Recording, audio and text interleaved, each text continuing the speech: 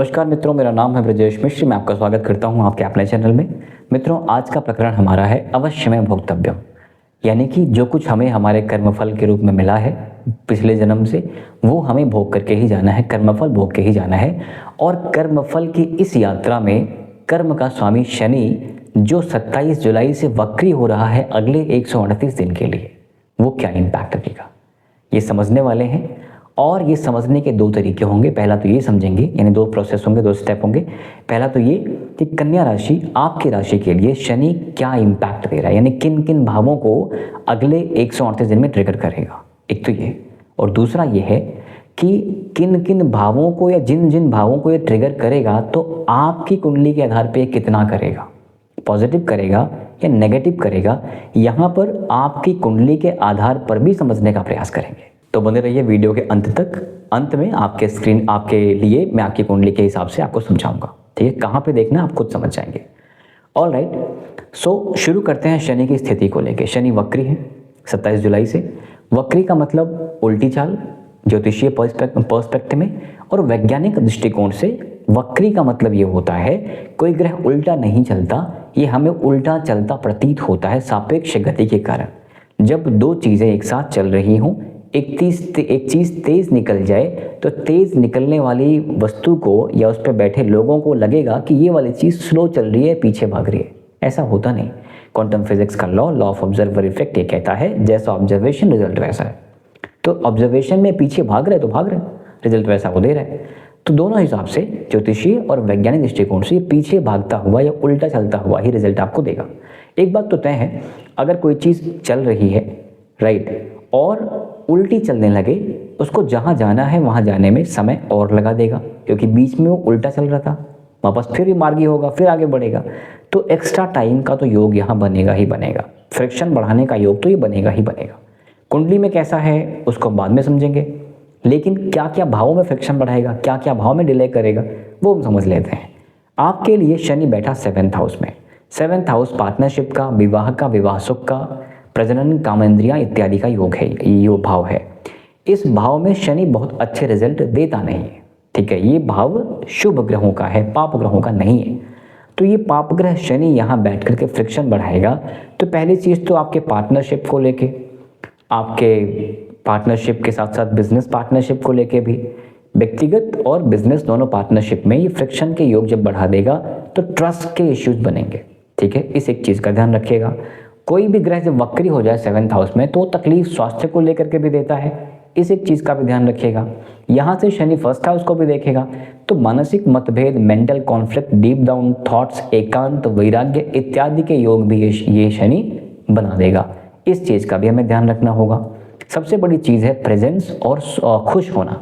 अगर आप अपने वैवाहिक जीवन में खुश नहीं महसूस कर रहे हैं, तकलीफ बढ़ जाती है ऑटोमेटिकली। तो शनि का ये इम्पैक्ट जो है, शनि आपके लिए आपका पंचमेश भी है, यानी 5वें और 6वें घर का मालिक है। 6वें घर का मालिक, 8वें घर का मालिक, 12वें घर का मालिक जिस भी भाव में जाता है वहाँ तकलीफ देता है। तो कन्या राशि के लिए 6वें घर का मालिक 7वें घर में गया। अब ये बिजनेस के लिए, कर्म से कर्म का भाव है, ये 10th से 10th हाउस पड़ता है। बिजनेस के लिए, पार्टनरशिप के लिए, दाम्पत्य जीवन के लिए शनि का वहाँ जाना बहुत अच्छी चीज़ नहीं है। इसलिए व्यर्थ के मतभेद, व्यर्थ के झगड़े, व्यर्थ के कोलाहल बिल्कुल अवॉइड करिएगा, ठीक है। शनि आपका पंचमेश भी है।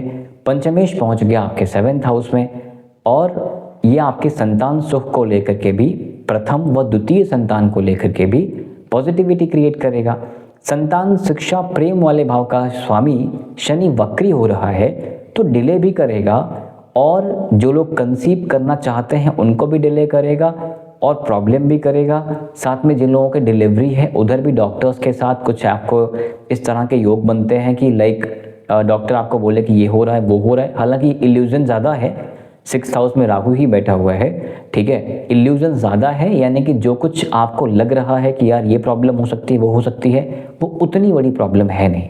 तो पेशेंस ज़रूर रखिएगा और जैसा आपको उचित लगे अपने एक्सपर्ट्स के हिसाब से अपने स्वास्थ्य को लेके वैसे ही सलाह लेते हुए आगे बढ़िएगा, ठीक है।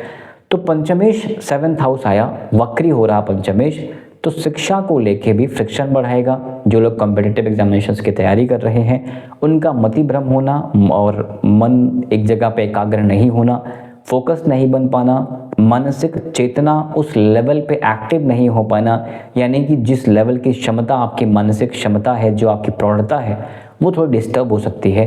तो शिक्षा के मामले में भी आपको एक्स्ट्रा मेहनत करनी पड़ सकती है, अन्यथा जुझलाहट के यहाँ पर योग बनते हैं, तकलीफ के योग बनते हैं, नेगेटिव सेल्फ टॉक के योग बनते हैं। 5th हाउस आपकी हॉबी भी है, आपकी मानसिक क्षमता भी है, तो उसका स्वामी जब वक्री हो जाए तो किसी एक पॉइंट पे घूम घूम पे रुक जाना, ऐसे भाव ज़्यादा बनते हैं। ठीक है, शनि का इम्पैक्ट 1 2 3 आपके भाग्य वाले स्थान पे है। शनि न्याय और कर्म का देवता है, भाग्य से इसका कोई लेना देना नहीं है। तो शनि का इम्पैक्ट भाग्य भाव पे है, इसका मतलब भाग्य से शनि का इम्पैक्ट है ही नहीं। है ही नहीं का तात्पर्य काम करिए, दिहाड़ी लेके जाइए, काम करिए और अपनी मेहनताना यानी काम का जो रिजल्ट है वो लेके जाइए। शनि कर्म का देवता है और न्याय का देवता है, इसलिए भाग्य भरोसे नहीं बैठना है इस समय पर, तो बिल्कुल भी नहीं। शनि वक्री होकर आपके भाग्य को देख रहा है और साथ नहीं देगा, लेकिन अपने कर्मों से बधा हुआ, अपने नियमों से बधा हुआ ये शनि आपको आपके कर्म का फल अवश्य देगा। तो भाग्य साथ दे नहीं दे, कर्म ही प्रायोरिटी है, ऐसा मान के चलिएगा और नियत कर्म करिएगा। नियतम कुरु कर्मत्वम कर्म ज्यायो है कर्मण्य, यानी कि उचित से उचित, बेहतर से बेहतर एफर्ट डालिए और समाज के लिए, लोगों के लिए बेहतर से बेहतर करने का प्रयास करिए। शनि का इम्पैक्ट भाग्य भाव पे व्यर्थ की यात्राएं या यात्रा में रुकावट इत्यादि के योग, पिता के साथ मतभेद या पिता के स्वास्थ्य में तकलीफ के योग बनाता है। शनि का इम्पैक्ट 1st हाउस आपके आचार विचार व्यवहार पे, आंख और आंख से ऊपर, हेडेक इत्यादि के योग बनाता है, सरदर्द इत्यादि के योग बनाता है। आचार विचार व्यवहार पर भी शनि का ये इम्पैक्ट कहीं ना कहीं से थोड़ी सी पीड़ा क्रिएट करता है। पीड़ा का तात्पर्य ये हुआ जो आपकी मानसिक क्षमता है चीज़ों को देखने की, समझने की, उसमें कहीं ना कहीं डिस्टर्बेंसेस कर देगा। जो चीज़ गलत है वो आपको एग्जैगरेट लगेगी, यानी कि आपको एक पॉइंट पे पेन होना है तो आप और बढ़ा चढ़ा के उस पेन को ऑब्जॉर्व कर लोगे। ठीक है, किसी एक चीज़ सिचुएशन से निकलना इतना आसान नहीं रहेगा, स्टक सा फील करेंगे। तो ये मन, आचार विचार व्यवहार में एक नेगेटिव सेल्फ टॉक इंक्रीज होने के चांसेस बनते हैं। लेकिन शनि का 1st हाउस पे इम्पैक्ट है। 1st हाउस आपका शरीर है, इसलिए जितना ज़्यादा फिजिकल फिटनेस आप इनकलकेट करते रहेंगे, जितना ज़्यादा फिजिकल फिटनेस की तरफ ध्यान देते रहेंगे, यकीन करें शनि का ये इम्पैक्ट जो आपके मेंटल हेल्थ को डिस्टर्ब कर सकता है वो ना के बराबर करेगा। मैं आपको सच बताऊं, मैं इस चीज़ को बहुत लंबे समय से प्रैक्टिस कर रहा हूं। शनि मेरा भी 1st हाउस को ही देख रहा है और जिस दिन मैं वर्कआउट नहीं करता उस दिन तकलीफ मुझे ज़्यादा होती है, जिस दिन करता हूं ना के बराबर होती है। तो ये चीज़ आपके भी एप्लीकेबल है, ज़रूर ट्राई करिएगा। फिजिकल फिटनेस, वर्कआउट, रनिंग जिस भी तरीके से कर सकते हैं, श्रम कर सकते हैं शरीर के रूप में, ज़रूर करिएगा, पॉजिटिविटी आएगी। शनि का ये इम्पैक्ट फिर आपके लिए आपके 8 9 10 आपके 4th हाउस पे है। घर, गाड़ी, पैसा, प्लॉट, फ्लैट, सुख समृद्धि पे है। माता वाले भाव पे है। माता वाले भाव का स्वामी वक्री हुआ, मारक भाव में गया, तो इसका तात्पर्य यह है कि माता के स्वास्थ्य की तकलीफ, पैरों की तकलीफ, गैस्ट्रिक इश्यूज की तकलीफ, ब्रीदिंग की तकलीफ, फेफड़े, लंग्स, हार्ट इत्यादि 4th हाउस यही होता है। इतर की तकलीफ आपको भी संभव है, माता जी को भी संभव है। शनि वात प्रकृति का है, गैस्ट्रिक इश्यूज का कारक बनता है, हड्डियों का कारक बनता है, तो उधर भी तकलीफ देता है। घर, गाड़ी, पैसा, प्लॉट, फ्लैट इत्यादि पे शनि का इम्पैक्ट है और शनि का इम्पैक्ट लाभ की तरफ नहीं जा रहा है। इसका मतलब थोड़ी मानसिक चिंता आपको रह सकती है, ये खरीदूं, वो बेचूं, ऐसा खरीदूं, कब खरीदूं, पैसे होने चाहिए, ये होना चाहिए, यानी कि एडजस्टमेंट्स को लेके, व्यवस्था बनाने को लेके तकलीफ दिखती है। लेकिन अगेन वही प्रश्न, शनि कर्म का देवता, अगर कर्म उत्तम है, तैयारी उत्तम है, तो हाँ डिले होंगे, प्लान्स पोस्टपोन होंगे, लेकिन प्लान्स पोस्टपोन होने के साथ साथ चीज़ें घटित भी होंगी। शनि डिलेयर है, डिनायर नहीं है। तो मित्रों, ये शनि जिन 2 राशियों का स्वामी है और जिन 3 भावों को देख रहा है उसकी हमने चर्चा कर ली, बात कर ली। अब बात करते हैं कि आपके ऊपर कितना इम्पैक्ट देगा, कैसे देगा और कैसे समझ सकते हैं। देखिए मित्रों, मैं आपको एक फ्री टूल की तरफ लेके चलता हूँ, बिल्कुल फ्री है। आपके पास मोबाइल हो, लैपटॉप हो, कहीं भी देख सकते हैं। क्या करना है, आपको एस्ट्रो सेज ओपन करना है अपने मोबाइल में या लैपटॉप पे। आइए मैं आपको स्क्रीन से दिखाता हूँ। तो बहुत सिंपल सा है, आपको आना है गूगल पे, यहाँ पे टाइप करना है ASTROSAGE एस्ट्रोसेज, ठीक है। यहाँ पे आप क्लिक करेंगे। क्लिक करने के बाद ये जो लिंक मिलेगा इस पे क्लिक करिएगा एंड आपको ऑप्शन मिलेगा अपनी कुंडली बनाने का, है ना। अपने बर्थ डिटेल यहाँ पे एंटर करिएगा, आपका नाम जो भी आपका नाम हो, एग्जाम्पल के लिए मैं लिख रहा हूँ टेक्स्ट, ठीक है। जेंडर, टाइम, डेट, किस डेट का बर्थ है, किस टाइम का बर्थ है, और बर्थ प्लेस क्या है आपका। चलो एग्जाम्पल के लिए मैं लिख देता हूँ दिल्ली, ठीक है। उसके बाद गेट कुंडली पे क्लिक करिएगा। गेट कुंडली पे क्लिक करने के बाद कुंडली बन के आ जाएगी। यहाँ पे लैंग्वेज अभी इंग्लिश है, अगर आप में से कोई और हिंदी चाहता हो तो यहाँ हिंदी पे क्लिक कर लीजिएगा, ठीक है। ये हिंदी आ जाएगा। जन्म कुंडली पे क्लिक करिएगा। जन्म कुंडली पे क्लिक करने के बाद नीचे आइएगा, थोड़ा सा स्क्रॉल डाउन करने के बाद आपको यहाँ पे दिखेगा लग्न एवं चंद्र कुंडली, और उसके बिल्कुल नीचे सेकंड ऑप्शन जो है वो है प्रस्तर अष्टक वर्ग तालिका। यहाँ पे क्लिक करिएगा। क्लिक करने के बाद आपको अन्य अन्य ग्रहों के बिंदु दिख जाएंगे, जैसे ये सूर्य का है, नीचे चंद्रमा का आएगा, फिर मंगल का आएगा, फिर बुध का आएगा, गुरु का आएगा, शुक्र का आएगा, और फिर शनि का आएगा। यहां हम बात कर रहे हैं शनि के लिए, तो आपको शनि वाले पे आना है ना। आज का शनि गोचर कर रहा है मीन राशि में, तो आपको मीन राशि का देखना है। मीन राशि में जो योग वाला पार्ट है, यानी जो बिल्कुल नीचे जो अंक लिखा है, ये योग है, इधर योग लिखा है ना। टोटल मार्क्स मिले हैं 5। अब ये 1 से 8 के बीच में आपको मिलेंगे, है ना।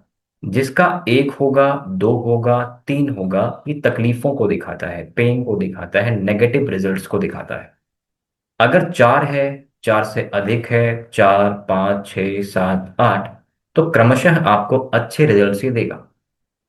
क्या करना है, कुंडली में जाके ये चीज देखिएगा। अगर 4, 5, 6, 7 या 8 है तो क्रमशः अच्छे रिजल्ट्स उम्मीद कर लीजिएगा। 4 है तो बेटर, 5 है तो और बेहतर, 6 है तो और भी बेहतर, 7 है तो अच्छा, और 8 है तो सुपर, ठीक है। ये रिजल्ट आपको यहां से आप एंटिसिपेट कर सकते हैं।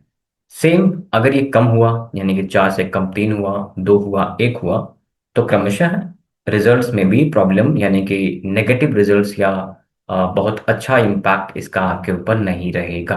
तो ये ऐसे काम करता है। तो मित्रों, नंबर्स को आपने समझ लिया, आपने देख भी लिया कि मीन राशि में आज का शनि है, तो मीन राशि के बिल्कुल नीचे क्या पॉइंटर्स हैं, और उसी हिसाब से 4, 5, 6, 7, 8 positive positive positive, 3, 2, 1 negative negative negative, ये इसका इम्पैक्ट है। ये आपको ऐसे देगा। तो ऐसे प्रभाव देने के साथ अब तो आपको समझ आ गया है कि पॉजिटिव होगा तो क्या पॉजिटिव होगा, नेगेटिव होगा तो क्या नेगेटिव होगा, हमने समझ लिया। पॉजिटिव होगा तो आपके भाग्य में, आपके पिता में, पिता के स्वास्थ्य में वृद्धि करेगा, वैवाहिक जीवन सुखमय बनाएगा। हालांकि फ्रिक्शन तब भी है, शनि का उस भाव पे सिर्फ पॉजिटिव एक्सपेक्ट कर ही नहीं सकते, यहाँ पे नेगेटिविटी देता है। तो यहाँ पर झगड़े भले ही हों लेकिन इस लेवल के नहीं होंगे, यानी कि सिचुएशन जो भी खराब चल रही है वो उस लेवल की नहीं होगी जितनी हो सकती थी। तो नंबर्स अच्छे, तो यात्रा के योग हैं, विदेश यात्रा के योग हैं, भाग्य के योग हैं, अच्छे भाग्य के योग हैं, ट्रैवल के योग हैं, आपके आचार विचार व्यवहार में एक बदलाव के योग हैं, पर्सनैलिटी चेंज होने के योग हैं, और स्वास्थ्य भी ठीक होने के योग हैं, और फिर आपके घर, गाड़ी, पैसा, प्लॉट, फ्लैट में वृद्धि के योग हैं। ये तब हैं जब 5, 6, 7 और 8 नंबर्स आपको मिलेंगे। तो क्रमशः ऐसे ऐसे कुछ पॉजिटिव कुछ पॉजिटिव कुछ पॉजिटिव, बड़ा पॉजिटिव, ऐसा ऐसा आपको रिजल्ट देगा।